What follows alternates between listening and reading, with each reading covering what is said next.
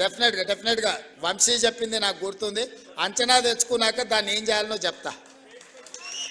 రెండు, ఏదున్నా మీకు ఇచ్చిన భూమితో పాటు మీకు చేయగలిగిన సాయం.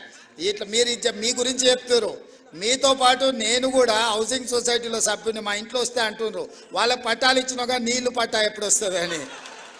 ఎమ్మెల్సీగా నేను కూడా 10 లక్షలు కట్టిన, నేను కూడా అందులో సభ్యుని. నా ఇంటి పట్టా రాలా, కానీ మీ ఇంటి పట్టా క్లియర్ చేసినాము.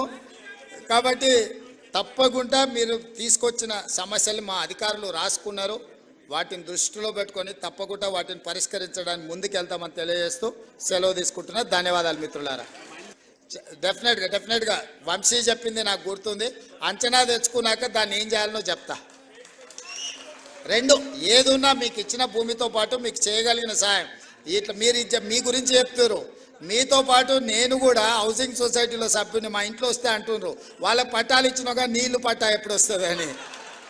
ఎమ్మెల్సీగా నేను కూడా 10 లక్షలు కట్టిన, నేను కూడా అందులో సభ్యుని. నా ఇంటి పట్టా రాలా, కానీ మీ ఇంటి పట్టా క్లియర్ చేసినాము.